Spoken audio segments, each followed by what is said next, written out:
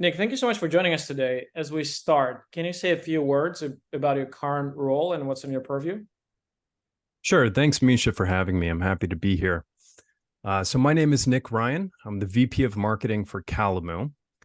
Calamu is a data security company, and our mission is to eliminate ransomware, completely eradicate it from business today. So our technology, it's actually pretty cool. It allows data to automatically self-heal from a ransomware attack or a data breach with no lost data, no exposure risk, and zero downtime. I've been with Calamu for close to 3 years now, and I was actually one of the early team members to join. So that's about how long Calamu's been around. I mean, our founder's been working on this technology for years prior, but that's really when the company started to take shape and become what it is today.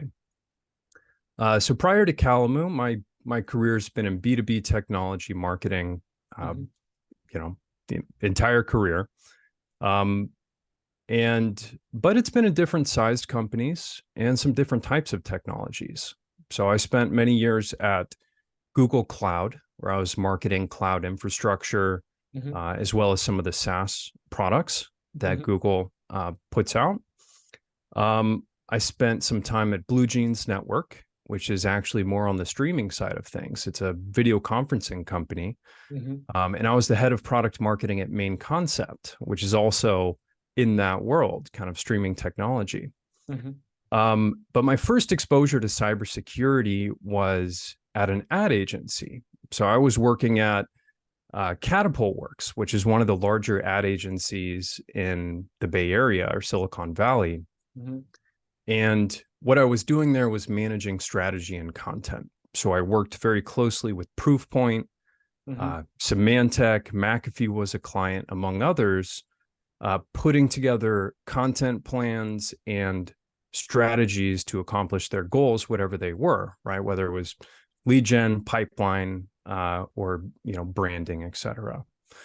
So I think that's where I really caught the bug early on in terms of cybersecurity and said, wow, this space is very interesting. This whole concept of the good guys and the bad guys being this force of innovation and just kind of, working almost on top of each other to continue to innovate and find new ways in and new ways to block the bad guys out. I knew this was a space that I ultimately wanted to be in. Awesome. Awesome. And it's certainly, I guess, gave you fairly unique perspective because you were on the agency side and then you were in-house and also Google Cloud versus a little earlier stage startup. I think it's kind of very 360 kind of view of the entire space. And at Calamu, what kind of functions roll up to you? All of marketing. Calamu is an early stage company. Mm-hmm. So we're Series A. Mm-hmm. I joined when we were in our seed stage, and then we're now a Series A company. But we're still very much an early stage. So our marketing team is small, mighty, agile, but all functions within that. So I have I treat my team more as generalists, Mm-hmm. right? Because we're small and we all wear a lot of hats. So I have a full-time senior marketing manager that reports to me, and then a series of contractors that we brought into the fold as kind of force multipliers across things like growth and ads, design and content. And so it keeps us very agile, right? But really anything marketing is under my purview. Certainly, certainly. Well, and probably if you market Google Cloud, you have one uh, kind of level of resources and a certain toolbox that you use. If you're a round early stage company, your toolbox and the kind of the scope is different. But within this toolbox, what's working for you now? I know it's there's so many things you can kind of pull on. It could be content, it could be large scale conferences, it could be partnerships, it could be lead gen. I mean, there's so many things that you can, uh, so many arrows to put wood behind. But what's working for you now? A variety of things. So I think what works for us above all else is authenticity. And this is the messaging, right? This is how we message ourselves, how we think about our audience, how we craft our value proposition. Cybersecurity has become this market where there's all these different companies trying to solve the same problem, and they're all bringing maybe a slightly differentiated approach, maybe it's the exact same approach, but their messaging starts to sound very similar, right? It kind of coagulates into this onslaught of what we can do for you, you know, CISO or director of IT or whoever's managing security for their organization. So we feel that authenticity, and this is something that I really believe in, is the best way to stand out. But in terms of your question about how do we operationalize that and what's working for us, content, we're still building our content program. I think it takes years to really get that motion underway where you're putting out content on a frequent cadence. You've built your following and people are very engaged and interested in what you have to say. But that's a heavy focus for us because it supports that authenticity and trying to bring value beyond just selling a product.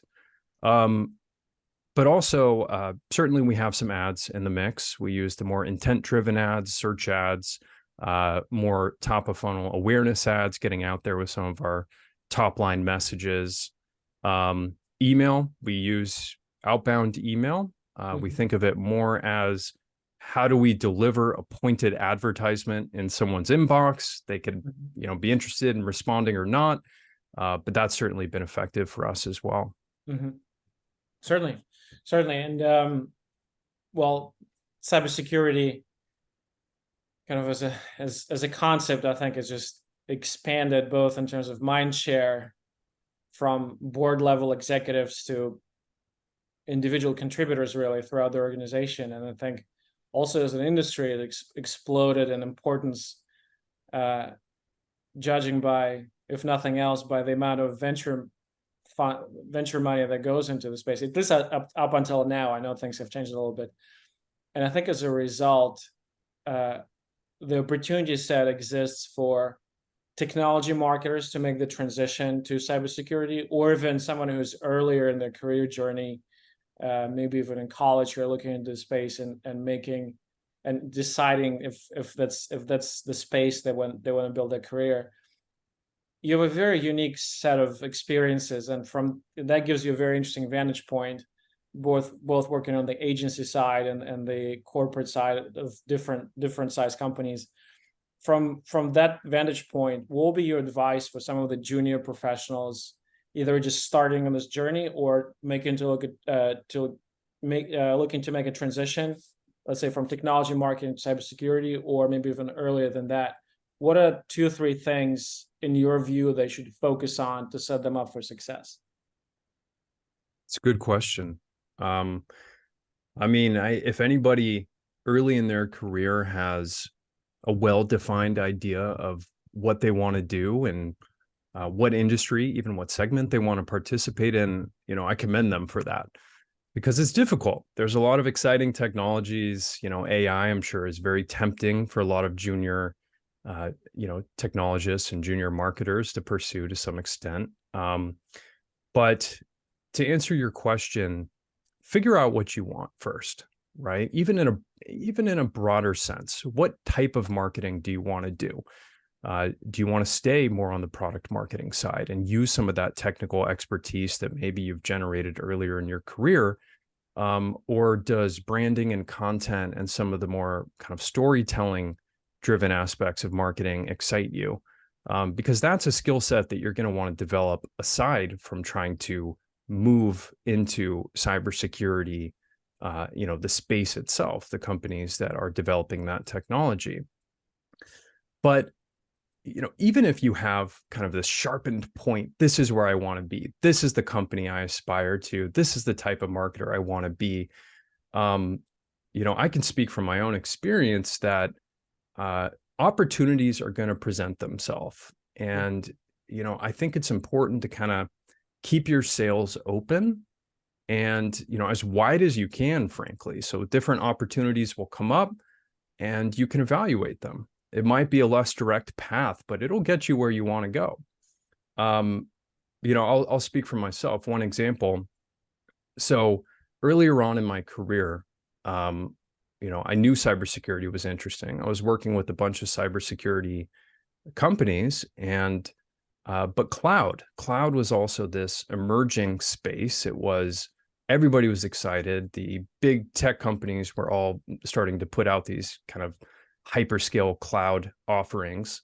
And I knew that there would be a convergence there. So I sort of pursued cloud because that was the opportunity that was in front of me. So I think if you're a junior marketer and that's where you want to end up is being in cybersecurity, understand that there are adjacent technologies that can still get you there. There's more than one path to get there. And the last thing I'll mention is, obviously educating yourself, following the key players in the space, consuming content, producing content.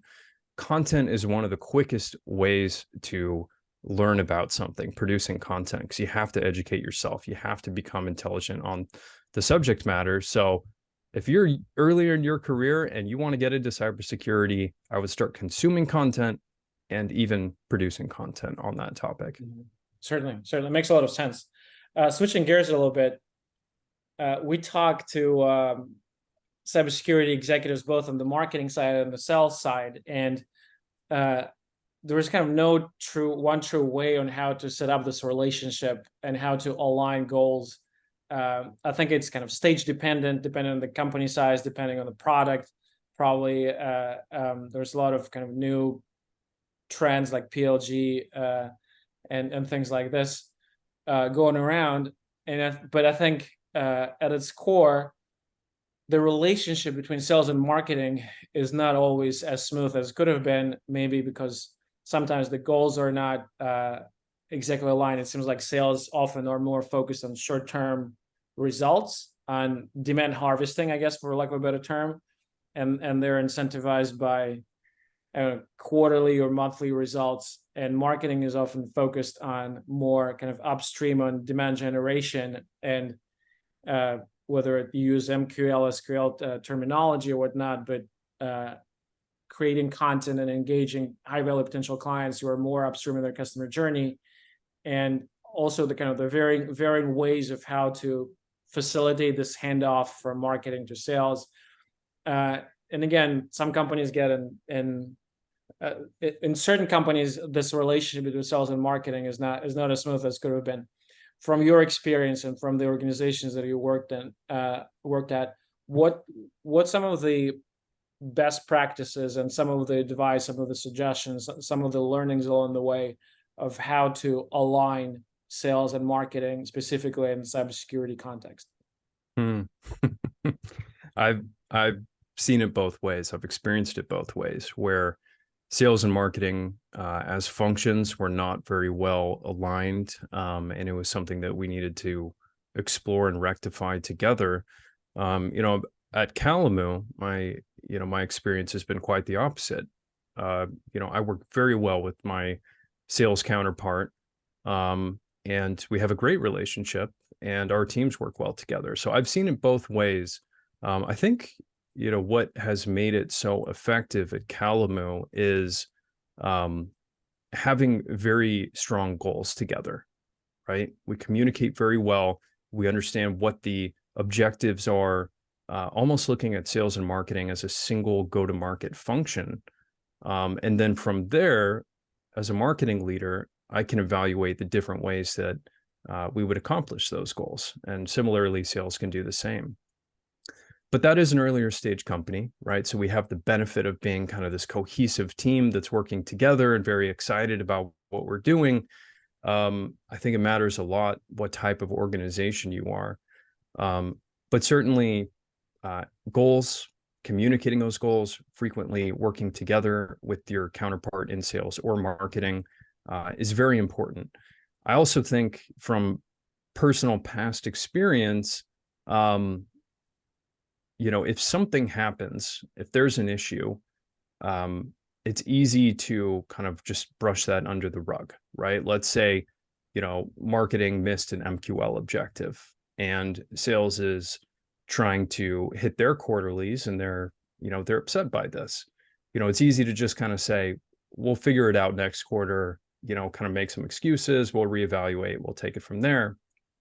Those things have a way of dissolving trust between sales leadership and marketing leadership. And that absolutely works downstream into the rest of those of the organization. So, you know, with something as important as sales and marketing working together and trust between those teams, never let anything, just fester, right? Address it immediately. Look at the data, figure it out, and try to find some solutions. Accountability is also very important, right? Being willing to be accountable for the things that you did well and that you accomplished. And that's something marketing always wants and is always working towards is, how do we make sure that, what we've done, ultimately is, both recognized and appreciated at the business level, but also, the failures, the shortcomings. I think you need to make sure that you're accountable or the trust will never be there. It makes a lot of sense. Makes a lot of sense. It's well, I guess it's also a moving target. It's a learning. It's a journey, right? And as the company grows, the objectives change. The numbers get bigger, and the toolbox expands, and the scope expands. So it's always it's a journey. It's a bit of a moving target. Switching gears a little bit, I'm curious. There are certain kind of new concepts they're getting mentioned more and more frequently. Specifically, this idea of dark funnel that I think was popularized by Chris Walker and his company. I'm not sure if you follow him, but it goes something along the lines that attribution is becoming more and more challenging. So, for example, if you see leads coming from Google search, what we don't see is that this person listened to a podcast, or talked to someone at a conference, it participated in a private Slack channel. All of those channels, A, are invisible. B, it's really not it's a non-trivial task to attribute those touches, and as a result, sometimes we rely on data that doesn't give us the full picture, doesn't give us the cause and effect kind of relationship they're looking for. And as a result, sometimes it pushes us to make decisions that are suboptimal. And obviously, kind of there's different methodologies, different ways of thinking of how to solve for this. But what are your thoughts on this whole concept? It's a little bit of a loaded question, I know. Yeah, I mean, it is a problem. Typically what you see is the point of conversion, and you make a lot of decisions and assumptions based on that. If somebody consumes a lot of your ungated content, for example, that exists on channels that you're not monitoring or don't have configured for analytics, you're not going to see it. Finally, they convert, and maybe they become an MQL, or maybe sales qualifies them, but how do you really know what influenced them in the first place? How do you attribute what dollars you put against that? What is the cost per lead at that point? You don't even know. So the best thing you can do is focus on the things that are in your control. Getting your CRM very tightly configured, making sure that you've gone through the headache of migrating to GA4 and having your Google Analytics configured properly. A lot of these things also uncover themselves during the sales process. So if you have an MQL come up, we just had this happen. So I'll give you an example. Had a lead convert. They converted from a LinkedIn campaign. It was a one-to-one LinkedIn outreach campaign. And I thought, great, that's where this lead came from. They were a very good lead. They started going through the sales process. And then we figured out that they were at an event. We hadn't scanned their badge, but sure enough, that was their first point of exposure to us. And so, we kind of understand, then, our numbers are actually a bit skewed in this regard. And that's one example of, many, many examples that you can point to. I'm sure every company can point to right now. So if you uncover that, the best thing you can do is go back and make sure you update the attribution. I honestly feel that's kind of all you can do at this point. If your CRM, your analytics, the way that you structure your pipeline are configured to the best of your ability, it's kind of just a situation where you just have to monitor it over time and adjust course as needed. I mean, I would be interested to hear if your thoughts on that subject as well. I mean, what are Well, you I hearing? kind of, again, I'm not an expert. I listen. I find this concept that Chris Walker is kind of a big proponent of fascinating, because to your point, he advocates for self attribution. So you basically, how did you hear about us? How did you find us? And granted that sometimes people don't even remember. There may be touches, I don't know, 2-3 years ago that I didn't even register, but you got the brand recognition. So it's a moving target, but I think more and more as kind of privacy is becoming more and more prevalent, and some of the platforms are turning off tracking and things like this, and people becoming aware of tracking. I think attribution will become more difficult, not easier down the line. So it's not an easy answer, because even let's say, even if you track everything perfectly, how do you assign weights? If the conference happened a year ago and the LinkedIn outreach happened now, so there were 2 touches, they're removed 1 year apart. How do you assign weights, and which one contributed more to that lead converting? It's not an exact science. It's more of an art. And I guess to your point, you focus on what you can control, understanding that a lot of it will be in the dark. It's not something you can get. You can get perfect tracking. So right, it's art and science. There's no easy answer, unfortunately. Especially in cybersecurity. I'll mention that as well. I mean, this is anybody who's considering, becoming a cybersecurity marketing, or cybersecurity marketer, or today's a cybersecurity marketing leader, understands that, the audience is very cautious with their information. The user of these technologies, rightfully so. They don't necessarily want the world to know which cybersecurity products they're using. They're very often skeptical of marketing and marketing claims. And that kind of goes back to that idea of authenticity, and why I think it's very important for brands to, be direct with what they can solve, what they can't, and then how they do it, right? Be willing to kind of go under the hood a little bit and explain how your technology works earlier in the funnel. But just the dark funnel and moving target of attribution, that certainly doesn't help things, right? That we're also dealing with an industry and a segment where people are very aware of their information, where it's used and how they want it to be used.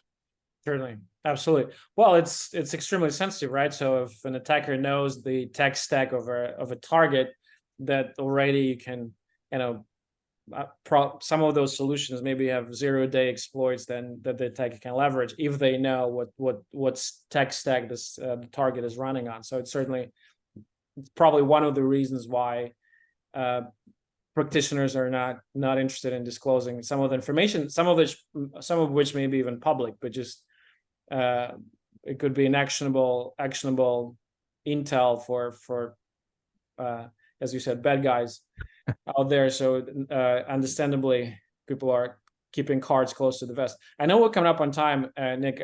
I guess last question. There are themes that seem to capture everyone's attention in B2B marketing. At one point, it was inbound. It was pioneered by HubSpot. So everyone went crazy with inbound and were generating content and blogs and whatnot and forums.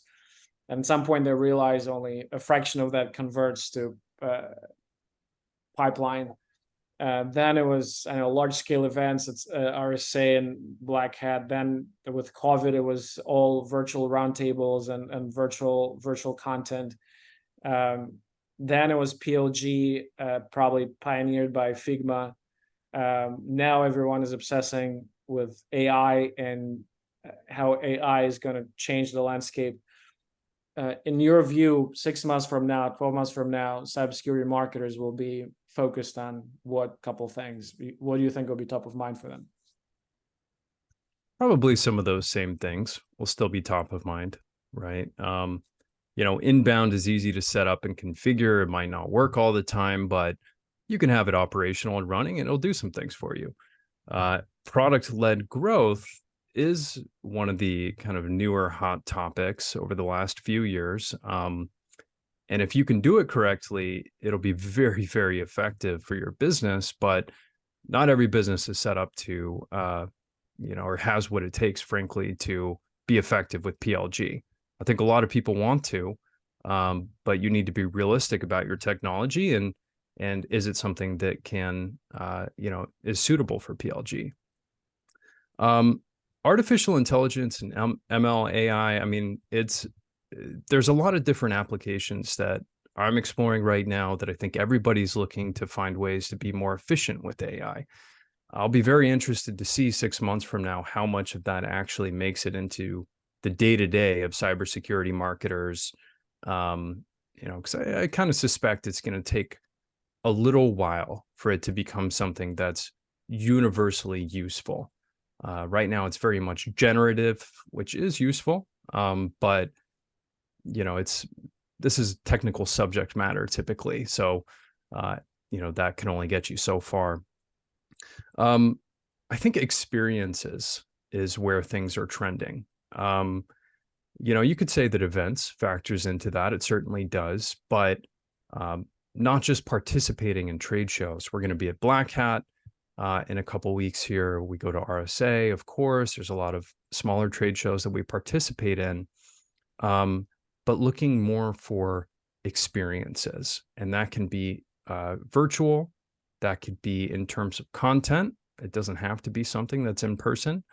Obviously, putting together these kind of more small, intimate events where you have something that is of value and interest to your audience and, getting people together in a room. I'm seeing a lot of this take off. And I think it is, people are a little bit tired of webinars. They're a little bit tired of the big trade shows. Brands are very tired of the big trade shows.